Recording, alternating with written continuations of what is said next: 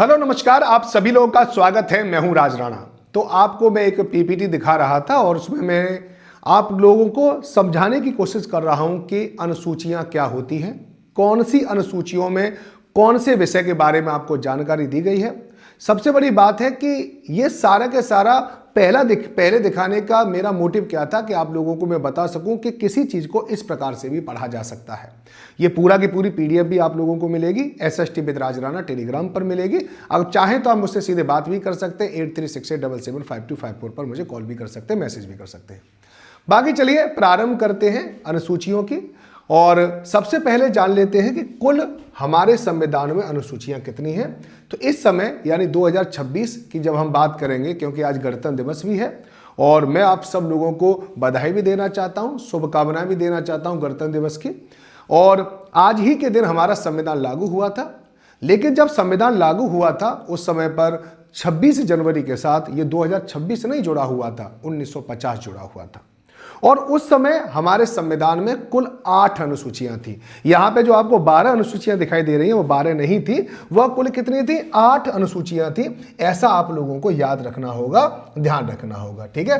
कुल कितनी अनुसूचियां थी? 8 थी। इसका मतलब है कि 9वीं अनुसूची, 10वीं अनुसूची, 11वीं और 12वीं यह संविधान में बाद में जोड़ी गई है।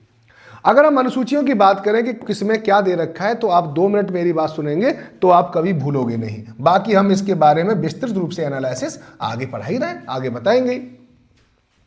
पहली अनुसूची में आप लोगों को दे रखा है कि जितने भी राज्य हैं उनके नाम दे रखे हैं और केंद्र शासित प्रदेश उनके नाम दे रखे हैं। तो अगर नामों की बात आ जाए तो अब पहली अनुसूची में है, ठीक है। दूसरी अनुसूची में दे रखा वेतन, यानी राष्ट्रपति, राज्यपाल, न्यायाधीश आदि के वेतन, भत्ते, विशेषाधिकार ये सब दे रखे हैं। तीसरी अनुसूची में दे रखा है कि विभिन्न संवैधानिक पदों के लिए शपथ कैसे ली जाती है, ओके, उसका प्रारूप दे रखा है। चौथी अनुसूची में दे रखा है राज्य और केंद्र शासित प्रदेशों के लिए राज्यसभा में सीटों का आवंटन। अगर 5वीं अनुसूची में देखा जाए तो अनुसूचित क्षेत्रों, अनुसूचित जनजातियों के प्रशासन और नियंत्रण के लिए प्रावधान है। छठी अनुसूची में बात करें तो असम, मेघालय, त्रिपुरा और मिजोरम में जनजातीय क्षेत्रों के प्रशासन के लिए प्रावधान है। वहीं हम 7वीं अनुसूची में बात करें तो केंद्र और राज्य के बीच शक्तियों का विभाजन, यानी इसमें 3 प्रकार की सूची है, जिसमें हम संघ सूची कहते हैं, राज्य सूची और समवर्ती सूची कहते हैं। इसके बाद अगर देखें 8वीं अनुसूची में भारत की 22 आधिकारिक भाषा हैं, तो 22 भाषाओं के इसमें उल्लेख है। अगर 9वीं अनुसूची में देखा जाए तो कुछ अधिनियमों को न्यायिक समीक्षा से बचाने के लिए इस अनुसूची का प्रयोग किया गया था और इसमें भूमि से संबंधित, सुधार से संबंधित बहुत सारे अधिनियम है। लगभग 250 से ज्यादा अधिनियम यहाँ पे पड़े हुए हैं, इसलिए इसको भूमि सुधार से रिलेटेड भी जाना जाता है, लैंड रिफॉर्म से भी रिलेटेड जाना जाता है। तो 9वीं अनुसूची में भूमि सुधार आता है, ऐसा आप लोगों ने बहुत सारे लोगों को कहते हुए सुना भी होगा। लेकिन रियलिटी ये नहीं है कि ये जो 9वीं अनुसूची है वो न्यायिक समीक्षा से बचाती है। जो कोर्ट जो है वो किसी भी संसद के द्वारा पारित किसी भी कानून की जो जांच करता है ना, उसे जांच से बचाती है।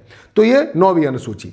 10वीं अनुसूची जो है वो दल बदल पर आधारित सदस्यों की अयोग्यता से रिलेटेड है, यानी दल बदल विरोधी कानून इसी में है। अगर 11वीं अनुसूची की बात करें तो 29 विषय हैं, पंचायतों की शक्तियां, अधिकार, जिम्मेदारियां इसी में दे रखा है, इसी में गठन, ठीक है। इसमें क्या दे रखा? पंचायतों की शक्तियां, अधिकार और जिम्मेदारियां दे रखी है। 12वीं अनुसूची में जहां 18 विषय हैं, नगर पालिकाओं की शक्तियां, अधिकार और जिम्मेदारियां, इसमें 18 विषय शामिल हैं। तो ये बात भी आप लोगों को पता रहनी चाहिए। बाकी चलिए हम विकास की बात करते हैं और किसकी? अनुसूचियों की। तो भारतीय संविधान में अनुसूचियों की परंपरा है। अब अनुसूचियों का हमने निर्माण क्यों किया है इसके बारे में आपको पता होना चाहिए, क्योंकि संविधान को दोहरीकरण से रोका जा सके।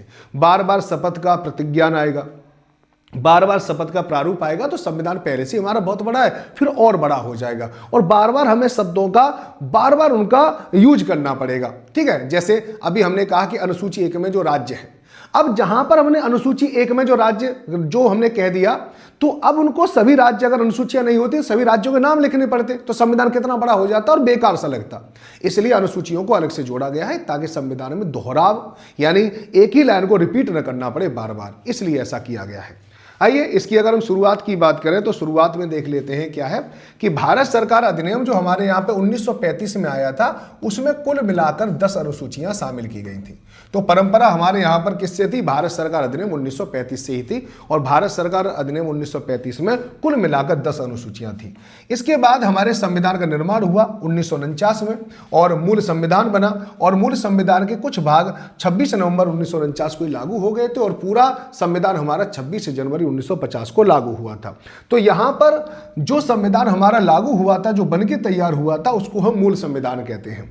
और इस मूल संविधान में कुल मिलाकर 8 अनुसूचियां थी, 12 नहीं थी। लेकिन फिर उसके बाद संशोधन होते रहे, और संशोधन होते होते 4 अनुसूचियों को जोड़ा गया, और कुल मिलाकर 12 अनुसूचियां यहां पे कर दी गई। आइए अब एक एक अनुसूची के बारे में बात करते हैं। सबसे पहले पहली अनुसूची के बारे में देख लेते हैं। तो पहली अनुसूची में क्या दे रखा है? राज्य और केंद्र शासित प्रदेश की सूची और उनकी सीमाएं। तो कुल मिलाकर 28 राज्यों के नाम और 8 केंद्र शासित प्रदेशों के नाम इसमें दे रखे हैं। प्रथम अनुसूची में आपको ये पूरा के पूरा यहाँ पे जो दिख रहा है ना, वो सभी के सभी राज्य आप लोगों को यहाँ पे दिख जाएंगे।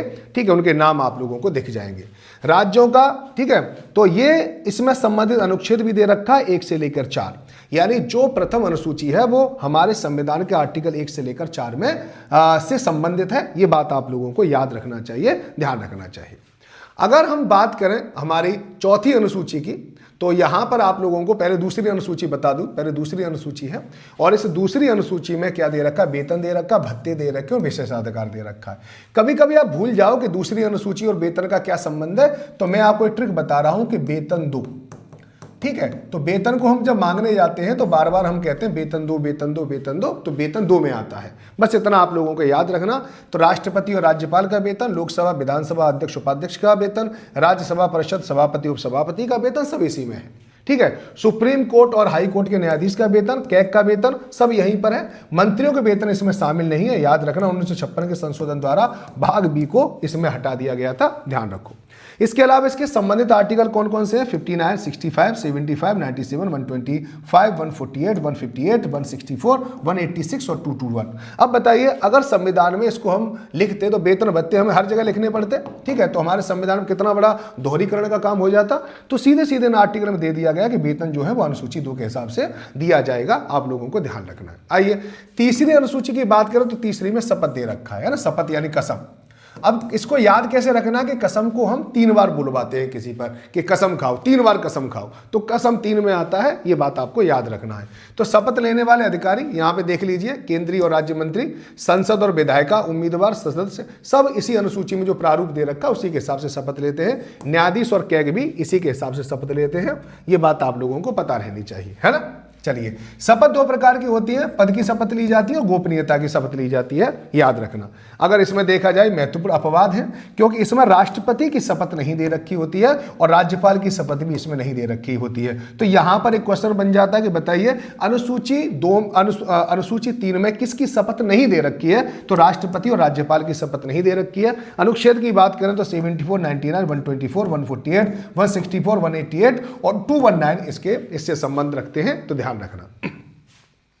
अब आ जाते हैं चौथी अनुसूची पर, राज्यों का प्रतिनिधित्व यानी राज्यसभा में सीटों का आवंटन, यानी किस राज्य में राज्यसभा की कुल कितनी सीटें होंगी उसके संबंध में दे रखा है यहीं पर। मैंने इसको याद करने की एक बहुत ही जबरदस्त ट्रिक बनाई थी, आवंटन, है ना। यहां पे एक शब्द दिखाई दे रहा आवंटन, और आवंटन में से आ हटा दो, बटन बचता है, और बटन में नॉर्मली 4 छेद होते हैं, तो आवंटन किस में आ जाएगा? 4 में आ जाएगा। तो आप इसको आराम से याद कर सकते हैं। वैसे अगर देखा जाए तो सबसे ज्यादा राज्यसभा में सीटें किसकी है? उत्तर प्रदेश की है, उसके बाद महाराष्ट्र की, उसके बाद तमिलनाडु की। ऐसे सीक्वेंस भी आप लोगों को याद रखना चाहिए, है ना। और इस राज्यसभा में 12 आपको पता है कि कुल मिलाकर जनरली कितने हैं? 238, ठीक है, और 238 है और इसके बाद 12, है ना। तो यहां पे टोटल मिलाकर कितने हो गए? 250। तो ये इस समय 250 सीटें हैं, ठीक है, 250 पूर्ण सीटें हैं।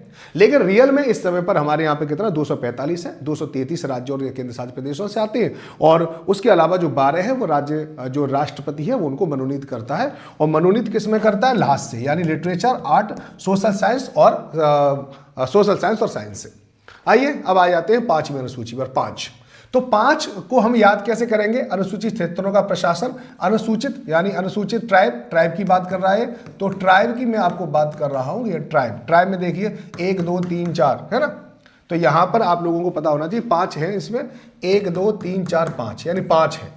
तो अनुसूचित क्षेत्रों यानी जो जनजातीय क्षेत्र होते हैं, अनुसूचित जनजातीय क्षेत्र होते हैं, उनका प्रशासन। और इसमें 4 राज्यों को शामिल नहीं किया गया, असम, मेघालय, त्रिपुरा और मिजोरम। कभी आपसे पूछा जाए 5वीं अनुसूची में कौन से राज्य शामिल नहीं है, तो आपको याद रखना 4 राज्य शामिल नहीं है। ठीक है, ये है। यहां पर क्या होता है, प्रशासनिक तंत्र होता है, जनजातीय सलाहकार समिति होती है। ठीक है, राज्यपाल की शक्ति संसद के कानून को लागू न करने या संशोधन करने का इसमें अधिकार तक होता है। ये बात आप लोगों को पता रहना चाहिए, ध्यान रखना चाहिए। वर्गीकरण का मानदंड किसके द्वारा है, डेवर आयोग के द्वारा है। जनजाति की आबादी का प्रधानता होनी चाहिए, क्षेत्रों का उचित आकार होना चाहिए और आर्थिक रूप से पिछड़ापन होना चाहिए, तब यहाँ पे अनुसूचित क्षेत्र उनको घोषित किया जाता है और उनका प्रशासन इन्हीं के हिसाब से किया जाता है जहां पे जनजातीय क्षेत्र है।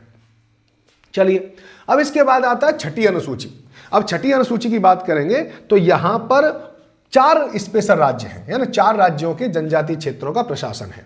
तो यहां पे मैंने एक ट्रिक बनाई थी, मित्र एज मी। तो आप याद रखना, MI से क्या बनेगा, MI से, ठीक है, मिजोरम। ठीक है, TR से क्या बनेगा, त्रिपुरा। एज से क्या बनेगा, असम। और ME से क्या बनेगा, मेघालय। तो इस प्रकार से आप याद रखना। यहां पर भी जनरली क्या होगा, जिला परिषद की शक्तियां हैं, यहां पे भी जिला परिषदों का निर्माण किया जा सकता है, जहां पर कानून बनाने का अधिकार होगा। भूमि, वन, जल, सामाजिक रीति रिवाजों पर कानून बनाना, वित्त यानी राजस्व एकत्रित करना, कर लगाना, न्यायिक प्रशासन करना, वित्त पोषण, भारत की संचित निधि से यहां पर अनुदान मिलता है। अनुच्छेद 244(2), 275(1) इससे संबंध रखता है। ठीक है, यहां पर भी आपको 244(1) याद रखना और ध्यान रखना। और डेवर आयोग भी याद रखना, जहां पर मैंने आप लोगों को बताया है। 7वीं अनुसूची में सूची दे रखी है ना, सूची। और सा से क्या बनता है, 7, और सा से बनता है सूची। ऐसे तरह से याद रखना। और यहां पर 3 सूचियां हैं, संघ सूची, राज्य सूची और समवर्ती सूची, है ना। जब हमारा संविधान लागू हुआ था उस समय पर यहां पर 97 विषय थे संघ सूची में, और राज्य सूची में 66 विषय थे, और समवर्ती सूची में 47 विषय थे। तो यहां पर कानून केवल संसद बना सकता है, यहां पर राज्य विधानमंडल बना सकता है, और यहां पे दोनों बना सकते हैं। कुछ एग्जाम्पल है, तो एग्जाम्पल देख लीजिए। रक्षा है, रेलवे है, बैंकिंग है, विदेश मामले है, सभी इसी में आते हैं। और पुलिस है, कृषि है, लोक स्वास्थ्य है, सब इसमें आते हैं। और शिक्षा, वन, विवाह, आपराधिक कानून सब इसमें आते हैं। अगर हम वर्तमान की बात करें तो वर्तमान में यहाँ पे कुल मिलाकर 100 हो गए हैं। यहां पर वर्तमान में 61 है, और यहां पर वर्तमान में 52 विषय हो चुके हैं। ऐसा आप लोगों को याद रखना चाहिए। और इससे संबंधित जो आर्टिकल है वो है 246। ठीक है, अगर आप थोड़े से बड़े एग्जाम की तैयारी करेंगे, जैसे PGT वगैरह में, ठीक है, या TGT में भी, अगर आपका कोई GK GS का भी पेपर होता है, तो भी मैं आप लोगों को बता रहा हूं कि यहां से आर्टिकल वाला सवाल जरूर पूछा जाता है, तो ध्यान रखें। ठीक है, 8वीं अनुसूची का संबंध भाषा से है। ठीक है, भाषा से है। याद रखना, जब हमारा संविधान लागू हुआ था, जब 14 थे, और इस समय पर वर्तमान में क्या है, भाषाएं कुल मिलाकर 22 है। लेकिन संविधान जब हमारा लागू हुआ था उस समय पर 14 थी। ठीक है, अब 14 की 14 यानी 22 की 22 भाषा आपको लोगों को यहाँ पे दिखाई देंगी कि असमिया, बंगाली, बोडो, डोगरी, गुजराती, हिंदी, कन्नड़, कश्मीरी, कोंकणी, मैथिली, मलयालम, मणिपुर, मराठी, नेपाली, उड़िया, पंजाबी, संस्कृत, संथाली, सिंधी, तेलुगु, तमिल और उर्दू। और सबसे बड़ी बात यह है कि इसमें इंग्लिश शामिल नहीं है, जो हमारी सहायक भाषा है। और सबसे ज़्यादा भारतीय लोग गर्व महसूस करते हैं इंग्लिश बोलने में, है ना। दक्षिण भारत में हिंदी का विरोध होता है, लेकिन इंग्लिश का विरोध नहीं होता। सबसे बड़ी बात है, ये बात आप लोगों को पता रहनी चाहिए। 351 में हिंदी भाषा के विकास और प्रसार का निर्देश दिया गया है, और अनुच्छेद 344 में राजभाषा आयोग का गठन किया जाता है। यह बात भी आप लोगों को पता होनी चाहिए। याद कैसे करोगे कि सर भाषा, हमारी भाषा मोस्टली क्या है, हिंदी है, और हिंदी का पहला जो अक्षर है H 8वें नंबर पे आता है। ठीक है, क्रोनोलॉजिकल ऑर्डर देखेंगे ABCD का, तो ABCDEFGH, ठीक है, GHH यानी 8वें नंबर पे आता है। तो 8वें में आपको भाषाएं मिल जाएंगी, ध्यान रखना। 9वीं अनुसूची को जोड़ा गया था, है ना, प्रथम संविधान संशोधन 1951 के द्वारा, और अनुच्छेद 31B इससे संबंध रखता है। अनुच्छेद 31B ये भी इंपॉर्टेंट है, यहां से भी सवाल आप लोगों से पूछा जा सकता है। तो भूमि सुधार कानूनों को मौलिक अधिकारों के उल्लंघन के आधार पर चुनौती देने से बचाना था, यह बात आप लोगों को पता होना चाहिए। लेकिन एक केस आया था IR, ठीक है, IR कोयल होहेन केस 2007 में आया था, और 24 अप्रैल 1973 के बाद इस अनुसूची में शामिल कानूनों की न्यायिक समीक्षा संभव है यदि वे संविधान के मूल ढांचे का उल्लंघन करते हैं। तो पहले यह बना था उस समय पर, इसमें कोई भी अगर आपने कोई केस, कोई भी चीज डाल दी, समझ में नहीं, अगर इसमें कोई भी चीज डाल दी, कोई भी कानून डाल दिया, तो फिर कोर्ट असहाय हो जाता था, कमजोर हो जाता था। लेकिन फिर सुप्रीम कोर्ट ने डिसीजन दिया 2007 में कि अब इसके अंदर आप कुछ भी डालोगे, हम उसकी न्यायिक समीक्षा जरूर करेंगे, क्योंकि न्यायिक समीक्षा करना हमारा मौलिक अधिकार है। ठीक है, यानी मौलिक उसमें संविधान के बेसिक स्ट्रक्चर में आता है, और बेसिक स्ट्रक्चर को आप नहीं बदल सकते। केशवानंद भारती बनाम केरल राज्य 1973 में यह डिसीजन दिया गया था सुप्रीम कोर्ट के द्वारा। आगे चलते हैं 10वीं अनुसूची में दल बदल विरोधी कानून। तो पहले क्या होता था कि कोई अगर एमएलए एमपी नहीं बनता था तो वो अपने दल को छोड़कर किसी दूसरे में जाके मिल जाता था, उसे कहते हैं दल बदल। ठीक है, उसने दल बदल लिया। लेकिन दल बदल अगर कोई करेगा तो उसकी सदस्यता समाप्त हो जाएगी। अगर कोई आदमी बीजेपी से जीता है, जीतने के बाद कांग्रेस में चला जाता है तो उसकी सदस्यता समाप्त हो जाएगी। तो वो होता है दल बदल अधिनियम से, और इसमें आखिरी फैसला लेने का काम जो किसका होता है, लोकसभा अध्यक्ष का होता है। ये बात आप लोगों को पता होनी चाहिए, है ना। अयोग्यता के आधार स्वेच्छा से पार्टी की सदस्यता छोड़ना। अगर पार्टी ने निकाल दिया है तो कोई बात नहीं, पार्टी ने निकाल दिया है तो इसमें दल बदल नहीं लगता, ये बात याद रखना। पार्टी के निर्देश के विरुद्ध मतदान करना, पार्टी ने आदेश दे दिया लेकिन उसके बाद भी तुमने मतदान किया है। निर्दलीय का किसी दल में शामिल हो जाना, पहले कोई आप बिना दल के लड़े हो, ठीक है, स्वतंत्र लड़े हो, और फिर उसके बाद आप बीजेपी या कांग्रेस या आरजेडी या कोई बीजेपी जनता दल कोई भी आपने अगर ज्वाइन कर ली है तो भी आपकी सदस्यता समाप्त हो जाएगी। इससे संबंधित अनुच्छेद जो है 102 है और 191 है, ध्यान रखना, है ना। निर्णय कौन देता है? सदन का अध्यक्ष और सभापति इसका निर्णय करता है। अगर स्थानीय स्वशासन की बात करें तो 11 और 12वीं है। 11वीं अनुसूची को जोड़ा गया था 73वें संविधान संशोधन 1992 के द्वारा, और 74वें संविधान संशोधन 1992 के द्वारा 12वीं अनुसूची जोड़ी गई थी। इसे म्यूनिसिपैलिटी कहते हैं।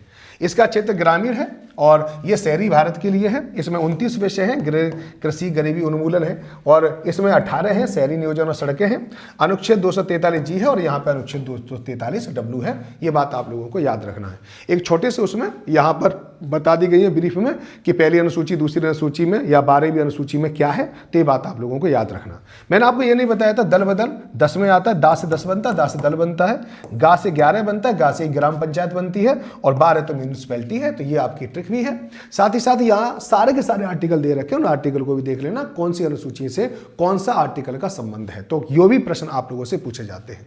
तो ये था आपका पूरा के पूरा अनुसूची से रिलेटेड एक छोटा सा वीडियो, जिससे आप लोगों को ये पता चल गया होगा कि अनुसूचियों में क्या क्या चीजें आपको याद रखनी है और क्या आपके लाभ की चीजें हैं। और इसकी पीडीएफ अगर चाहते हैं तो SST with Raj Rana Telegram पर आप मेरे साथ जुड़ सकते हैं, और हमारे साथ भी जुड़ सकते हैं। मात्र 1 रुपये में भी आप जुड़ सकते हैं हमारे साथ, और 375 से ज्यादा एग्जाम की तैयारी हमारे साथ कर सकते हैं।